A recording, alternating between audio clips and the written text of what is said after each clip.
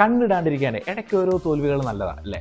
തോൽവി അങ്ങ് സമ്മതിച്ചാൽ പോരെ. ഇതിനകത്ത് വേറെ ഡയലോഗ് അടിക്കണമെന്ന് വെച്ച് കഴിഞ്ഞാൽ അതെ, ഞങ്ങൾ റോയൽ ചലഞ്ചേഴ്സ് ബാംഗ്ലൂർ ആരാധകർ ഈ ഒരു തോൽവി സമ്മതിക്കുന്നു. ബാറ്റിംഗ് നിരയിലുണ്ടായ പരാജയത്തിന്റെ പേരിൽ നമ്മൾ ഈ ഒരു മത്സരത്തിൽ അങ്ങോട്ട് പരാജയപ്പെട്ടിരിക്കുകയാണ്. എടുത്തു പറയേണ്ടത്, പലരും ട്രോൾ ചെയ്യുന്ന ഒരു കാര്യത്തെക്കുറിച്ചിട്ട് തന്നെ ചോദിക്കാനുള്ളത്, വിരാട് കോഹ്ലി ഒന്ന് സെൻസിബിൾ ആയിട്ട് ഒരു ഇന്നിങ്സ് കളിച്ചാൽ പലരും ചോദിക്കും, ഇത്രയും പേരില്ലേ, ഇത്രയും ഡെപ്ത് ഉള്ള ബാറ്റിംഗ് ഡിപ്പാർട്ട്മെന്റിലെ പുള്ളിക്ക് അറ്റാക്ക് ചെയ്ത് കളിച്ചൂടെ എന്ന് പുള്ളി കരുതി കളിക്കുന്നതുകൊണ്ടാണ് പലപ്പോഴും നമ്മൾ സേഫ് ആയിട്ടിരിക്കുന്നത്. പുള്ളി പോയി കഴിഞ്ഞാൽ പുറകിൽ ഓടിപ്പോകുന്ന ഒരു ശീലം പണ്ട് തൊട്ടേ ഈ ടീമിനുള്ളതാണ്.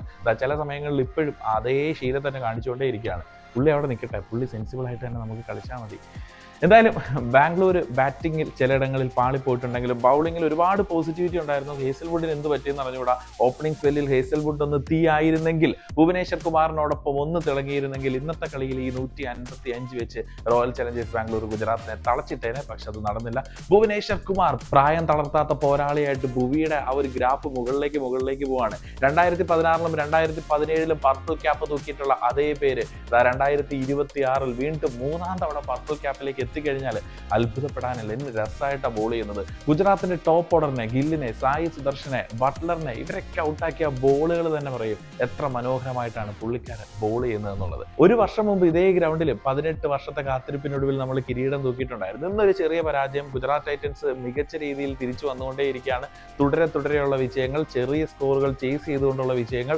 അവരുടെ ബൗളിംഗ് ഡിപ്പാർട്ട്മെന്റിന് ഒരു കിടിലൻ കൈയടി കൊടുത്തേ പറ്റൂ. അത്ര കൺസിസ്റ്റന്റ് ആയി ബാക്ക് ടു ബാക്ക് 2 ടീമുകൾക്കെതിരെ മികച്ച ബൗളിംഗ് പ്രകടനമാണ് ഗുജറാത്ത് കാഴ്ചവെച്ചുകൊണ്ടേയിരിക്കുന്നത്. ജെയ്സൺ ഹോൾഡറും അർഷദ് ഖാനും ഒക്കെ ടീമിന്റെ ആ ഒരു സോളായി മാറുകയാണ്. തീർച്ചയായിട്ടും ഗുജറാത്തിന്റെ ബൗളിംഗ് നിര ശക്തമായി മുന്നോട്ട് വരുമ്പോൾ ഗുജറാത്തിന്റെ ടോപ്പ് ഓർഡർ കഴിഞ്ഞാൽ ഗുജറാത്തിനെ രക്ഷിക്കാൻ ആരുണ്ടാന്നുള്ള ചോദ്യത്തിന് ഇന്നും വലിയ രീതിയിൽ ആ ചോദ്യം നിൽക്കുന്നുണ്ട്. കുറച്ച് വലിയൊരു ടാർഗറ്റ് ആയിരുന്നെങ്കിൽ ഒരുപക്ഷെ ഗുജറാത്ത് നിന്ന് തകർന്നു വീണേനെ. എന്തായാലും RCB തോറ്റെങ്കിലും ആ ഒരു പോയിന്റ് ടേബിളിൽ ടോപ്പ് ലെവലിൽ RCB തല ഉയർത്തി പിടിച്ചു നിൽക്കുന്നുണ്ട്. അടുത്ത മത്സരങ്ങൾ ഈ ഒരു തോൽവിന്റെ വിഷമങ്ങളോ ഈ ഒരു തോൽവിന്റെ ബോഡി ലാംഗ്വേജ് മാറ്റങ്ങളോ ഒന്നും ഇല്ലാണ്ട് നമ്മുടെ ടീം തിരിച്ചു വരട്ടെ, തകർത്തടിക്കട്ടെ, തിരിച്ചടിക്കട്ടെ, വീണ്ടും വിജയത്തോടു കൂടി മുന്നോട്ട് പോകട്ടെ എന്നൊക്കെ ആഗ്രഹിക്കുന്നു.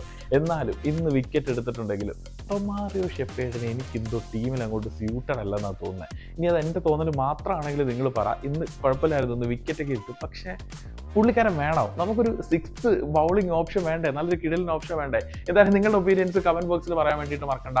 RCB തോറ്റു, പക്ഷേ തിരിച്ചു വരും.